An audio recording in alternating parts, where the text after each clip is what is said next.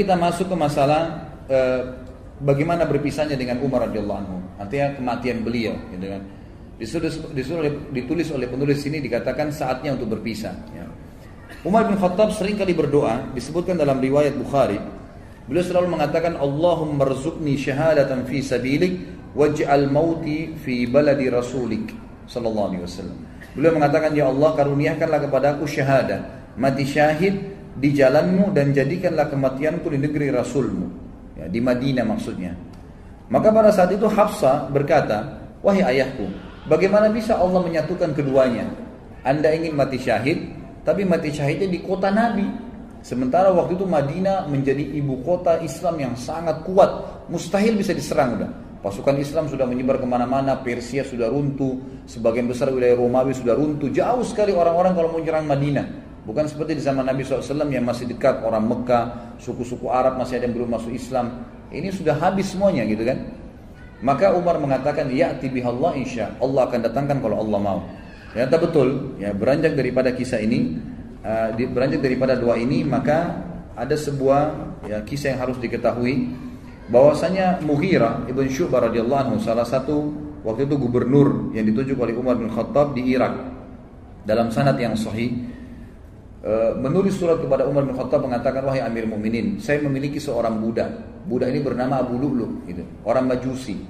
Orang ini mahir, bisa buat senjata, bisa buat pedang, bisa buat perisai, bisa buat macam-macam. Bahkan dia bisa membuat alat yang untuk mengalirkan air. Orangnya pintar sekali. Izinkanlah dia masuk ke Madinah, wahai Amir Mukminin. Waktu itu Umar bin Khattab tidak pernah mengizinkan orang-orang yang belum masuk Islam itu masuk ke Madinah. Kalau sudah masuk Islam lain. Kalau belum masuk, itu Abu Lu'lu belum masuk Islam, gitu kan? Dimasukkan untuk membantu muslimin agar bermanfaat. Nah, Umar bin Khattab menolak awalnya. Kedua, Mughirah bin Syu'bah terus mendesak sampai akhirnya Umar bin Khattab izinkan. Waktu itu Mughirah bin Syu'bah meminta bayaran dari budaknya ini setiap hari kalau nggak salah 100 dirham pembayaran dari hasil kerjanya, gitu kan? Maka dia pun datang, Abu Lu'lu, kepada Umar mengatakan, wahai Amir Mukminin, ini Mughirah menyiksa saya. Banyak yang diminta 100 dirham, padahal 100 dirham kecil untuk hasil dia. Kata Umar, 100 dirham kecil dari pendapatan kamu yang kamu lakukan. Begitu banyak pendapatan yang didapatkan, bisa masuk sampai ribuan dirham dalam sehari. Maka itu kecil sekali. Dia pun akhirnya jengkel dengan Umar bin Khattab, dan ini awal masalah. Maka dia pun akhirnya setiap kali ketemu Umar marah, kesannya kayak marah gitu. Kenapa Umar bin Khattab tidak membela dia? Lalu satu waktu Umar lagi lewat dan berkata, apa yang kamu lakukan? Dia mengatakan, saya sedang mempersiapkan sesuatu, wahai Amir Mukminin, untuk Anda yang umat Islam tidak akan lupakan, gitu kan? Orang-orang tidak paham waktu itu. Lalu Umar bin Khattab berkata kepada orang sekitarnya, kayaknya hamba saya ini sedang mengancam saya. Dia berusaha untuk membunuh saya. Ternyata akhirnya dia membuat pisau khusus yang sangat kuat dan bermata dua. Dia pun akhirnya pada saat Umar bin Khattab masuk ke masjid, waktu itu menjelang sholat duhur, dan dia pun menyelip masuk di saf, dan baru saja Umar bin Khattab takbir sudah ditusuk oleh Abu Lu'lu. Begitu ditusuk, orang-orang tidak tahu, terutama di sisi kanan kiri masjid, tidak ada yang tahu. Yang tahu cuma di belakang, ya, Umar bin Khattab, dan itu adalah Abu Musa al-Ash'ari radhiyallahu majma'in. Lalu kemudian Umar bin Khattab tertusuk, dan sempat terdengar suara mengatakan, Umar mengatakan, aku telah dibunuh oleh anjingnya Majus, maksudnya si Abu Lu'lu itu. Lalu Umar bin Khattab jatuh, dan Abu Musa, ya, mendekati Umar, lalu Umar memegang tangannya sambil berkata, ya, lanjutkanlah sholat wahai Abu Musa, jadi imamlah kamu. Kemudian Abu Lu'lu ini karena panik, dan di sekitar Umar yang di saf-saf yang dekat tahu kalau dia sedang menusuk, maka dia berusaha menusuk semua orang yang di sekitar dia, sampai dia melukai 13 orang.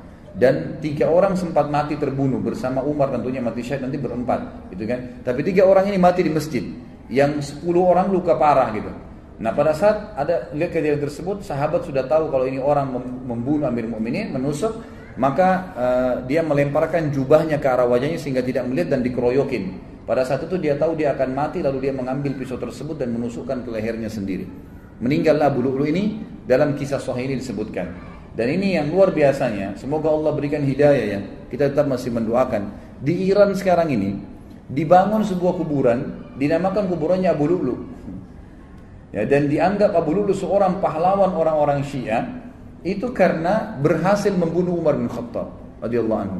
Ini luar biasa. Ya, pembunuh Amir Mukminin yang terkenal dengan kesolehannya, jaminan surga dari Nabi SAW, berapa banyak hadis yang kita sebutkan. Lalu mereka bangga dan pernah saya punya cuplikannya dalam bahasa Arab. Mereka melantunkan bahasa Arab, orang-orang Persia itu mengatakan artinya begini, ya Allah bangkitkanlah kami bersama pejuang Abu Lu'lu di hari kiamat, naudzubillah, berarti termasuk bersama-sama di neraka gitu, karena berhasil membunuh Umar yang mereka anggap orang kafir. Ini berbahaya sekali, subhanallah gitu. Jadi begitu kisahnya. Maka Umar pun akhirnya sakit parah pada saat itu. Kisahnya panjang lebar, saya ringkaskan. Umar pun akhirnya sakit parah pada saat itu. Kemudian Umar bin Khattab berkata kepada Abu Musa al-Asy'ari, coba lihat siapa yang menusuk saya. Waktu itu mereka belum tahu, masih simpang siur beritanya gitu kan. Sahabat-sahabat di kiri kanan shaf masih mengatakan subhanallah, subhanallah. Mereka nggak tahu karena suara Umar tiba-tiba hilang gitu. Maka pada saat itulah Abu Musa meninjau mengatakan yang membunuh anda adalah budaknya Mughirah bin Syu'bah, Abu Lu'lu. Maka Umar pun mengatakan semoga Allah membunuhnya. Kata Abu Musa, sudah mati Amir Mu'minin, dia bunuh dirinya sendiri. Lalu kemudian Umar bin Khattab ternyata tusukannya sangat keras. Dari belakang di sisi kanan perut itu saking tajamnya pisau itu dan tebal gitu kan. Sehingga pada saat ditusuk dan memang dia niat membunuh, ditusuk sampai tembus ke depan perutnya Umar radhiyallahu anhu. Dari lubang, dari belakang sampai ke depan. Dan pada saat itu beberapa sahabat dan tabi'in sempat membawakan minuman kepada Umar bin Khattab. Ada yang membawa air kismis, ada yang membawa juga susu unta. Dan pada saat diminum maka keluar dari sisi lubang perutnya. Dan dipanggil pada saat itu ada seorang tabib yang jelas sekali ya mengetahui masalah dan mengatakan kayaknya Amir Mu'minin sudah tidak tertolong lagi. Tidak tertolong lagi. Umar pun mengatakan, dan ini pelajaran-pelajaran yang kita bisa ambil luar biasa ya. Subhanallah, setiap orang yang dekat dengan Allah sebelum meninggal dunia, kita dengar kisah Abu Bakar yang lalu, ini kisah Umar, nanti kita dengar juga kisah Uthman, kisah Ali, sahabat-sahabat yang mulia nih yang dekat sama Allah. Sebelum meninggal, Allah kayak berikan isyarat mereka akan meninggal. Ya. Jadi mereka sempat mengembalikan amanah, mereka sempat memberikan wasiat, mereka masih sempat menasihati, mereka masih sempat menunjuk khalifah setelahnya. Banyak hal yang dilakukan, gitu kan? Termasuk Umar bin Khattab. Umar bin Khattab akhirnya berbicara, kalau saya mati, gitu kan, maka kuburkanlah saya, ya. Dan mintalah, dipanggil Abdullah bin Umar, mintalah kepada Ummul Mukminin Aisyah, minta kepada Aisyah agar Aisyah mengizinkan aku dikuburkan bersama dua sahabatku, Rasulullah SAW dan Abu Bakar. Maka Abdullah bin Umar pun mengatakan saya masuk ke rumah Aisyah dan mengatakan wahai Amir Mukminin, Umar mengirim salam dan meminta izin untuk dikubur. Aisyah pun menangis mendengar berita Umar lalu berkata, semestinya aku berharap itu tempatku, aku dikuburkan di situ. Tapi aku akan izinkan untuknya. Waktu kembali Abdullah bin Umar kepada ayahnya Umar bin Khattab radhiyallahu anhu ajma'in, Umar berkata waktu disampaikan, apa beritamu? Abdullah bin Umar mengatakan Ummul Mukminin mengizinkan. Kata Umar, segala puji bagi Allah yang menerima doa ini. Tapi pada saat saya sudah jadi jenazah, jadi sudah tahu kalau mau mati.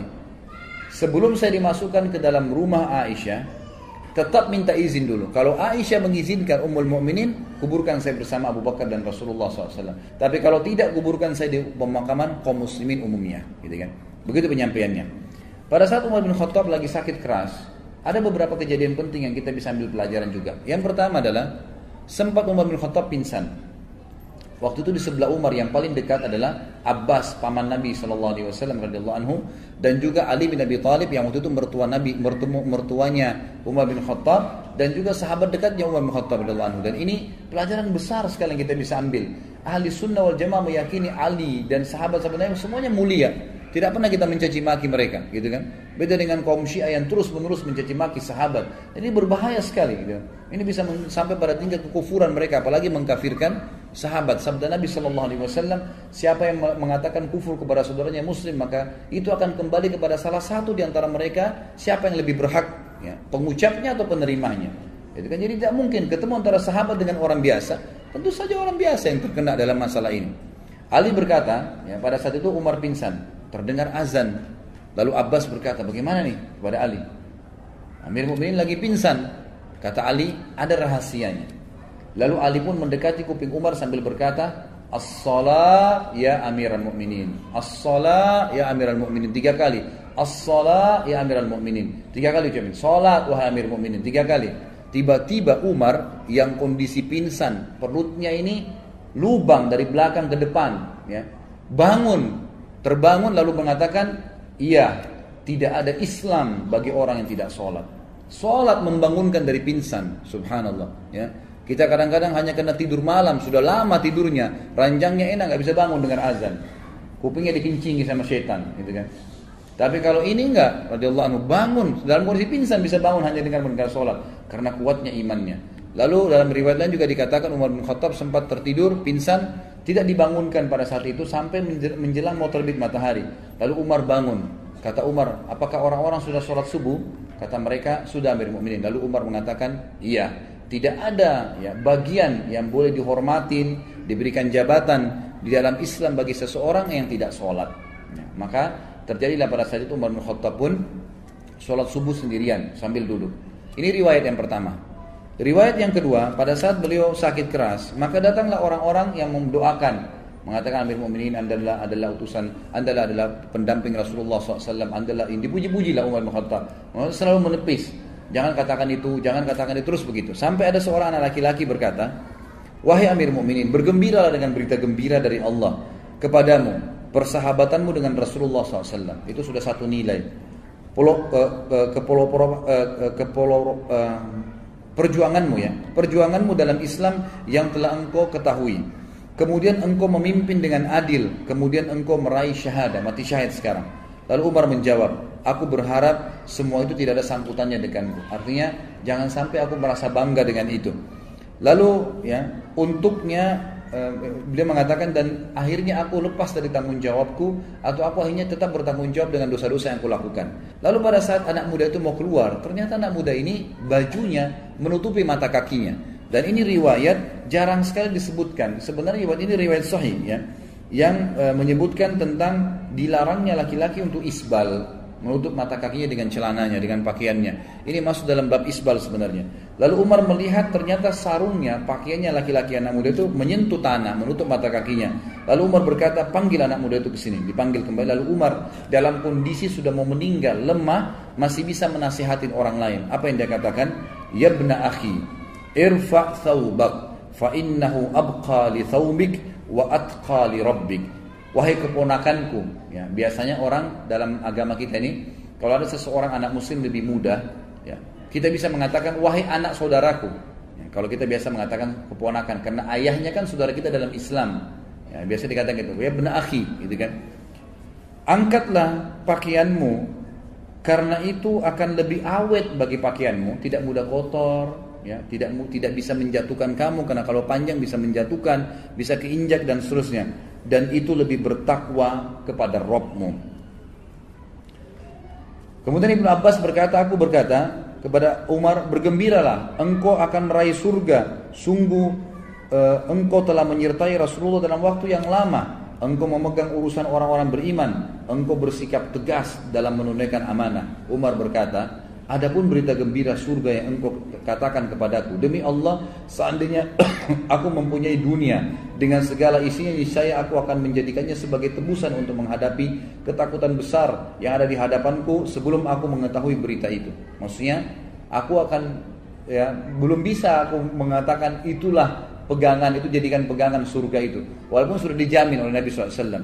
Kalau seandainya aku punya dunia dan seluruh isinya, aku akan jadikan sebagai tebusan agar bisa mendapatkan surga itu. Adapun ucapanmu bahwasanya aku telah memegang urusan umat Islam, demi Allah aku berharap bahwa hal itu tidak ada sangkutannya denganku. Untung ruginya tidak ada hubungannya denganku. Adapun yang engkau katakan bahwa aku telah menyertai Nabi SAW, maka hal tersebut benar. Hal tersebut benar. Ini diriwayatkan oleh Imam Ahmad dalam musnadnya. Kemudian Imam Adz-Dzahabi juga mengatakan, Ibnu Umar berkata radhiyallahu anhum ajma'in, kepala Umar berada di pangkuanku pada saat beliau sedang tertusuk ya.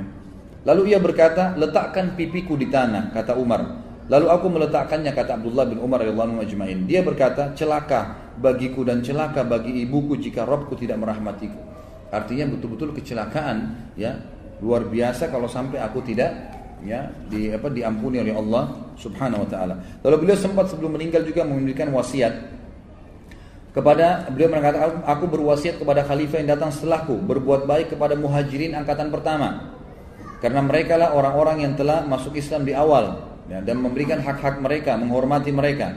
Yang kedua, aku berwasiat kepada orang-orang Ansar yang telah memperjuangkan dan menjual seluruh harta dan jiwa mereka untuk agama. Lalu berbuat baiklah kepada rakyat di kota-kota dan di desa-desa. karena mereka adalah pejuang-pejuang Islam. Berbuat baiklah kepada orang-orang Badui, karena mereka adalah orang-orang asli muasal orang Arab dan penopang Islam. Serta aku juga mewasiatkan berbuat baik kepada zimmah, ahli zimmah, orang-orang kafir yang di bawah naungan pemerintahan Islam, karena ya hak mereka harus dipenuhi sebagaimana Nabi SAW perintahkan. Ada beberapa pujian sahabat-sahabat ya, yang kita akan sebutkan poin-poinnya sebelum disebutkan kematian beliau radhiyallahu anhu kepada Umar bin Khattab, dan ini pada saat menjelang Umar bin Khattab sakarat dan meninggal dunia, dan beliau meninggal disebutkan dalam banyak athar sangat muda. Tiba-tiba saja beliau setelah memberikan wasiat tadi tentang khalifah setelahnya, lalu beliau menutupkan mata dan beliau meninggal dunia seketika pada saat itu. Tidak ada sesuatu yang melihat itu berat, susah, nggak ada seperti itu. Lalu pada saat itulah puji-pujian harum dari para sahabat datang kepada beliau. Jadi semenjak mereka lihat Umar sudah mulai melemah, sudah mulai ada puji-pujian yang keluar sampai beliau ya dimakamkan. Yang pertama Abu Wail menyebutkan rahimahullah berkata, Abdullah bin Mas'ud radhiyallahu anhu datang kepada kami, dia menyampaikan berita kematian Umar kepada kami. Aku tidak melihat hari yang banyak tangisan dan kesedihan daripada hari itu. Kemudian Abdullah berkata, demi Allah, jika aku tahu bahwasanya Umar menyukai anjing, niscaya aku akan menyukainya. Maksudnya saking fanatiknya dengan Umar dan pendapatnya radhiyallahu anhum ajma'in. Umar bin Khattab selalu benar, dan ini disebutkan ya, dinukil 195 dalam buku Ar-Riyadun Nadhirah ya. Kemudian Huzaifah juga berkata, ini kisah atau ungkapan yang kedua, bahwa dia berkata pada hari kematian Umar, pada hari ini kaum muslimin meninggalkan sebuah sisi pagar Islam, artinya kehilangan pagar benteng mereka. Abdullah bin Abbas juga berkata, Hudzaifah juga berkata di statement yang lain, Islam pada zaman Umar seperti seorang laki-laki yang melangkah maju. Dia tidak bertambah kecuali dekat. Tetapi ketika Umar terbunuh, maka seorang laki-laki itu seperti mundur. Artinya waktu Umar datang, Islam terus maju, mengekspansi sampai kemanapun, dikenal oleh orang. Waktu Umar meninggal, seakan-akan Islam yang berbentuk seperti orang itu mundur, gitu kan?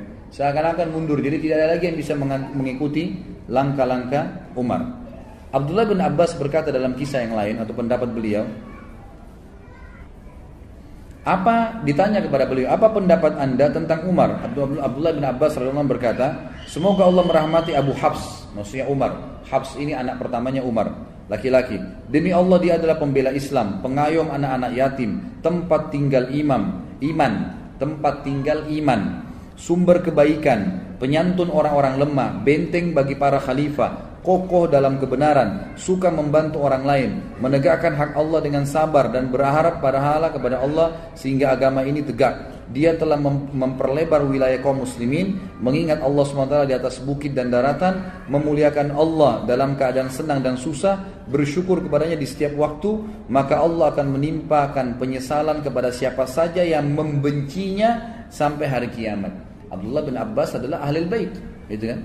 Anaknya Abbas. Dan ini juga satu statement yang luar biasa dari Abdullah bin Abbas yang disampaikan oleh beliau, siapapun yang membenci Umar, maka Allah akan menimpakan ya penyesalan kepadanya sampai hari kiamat.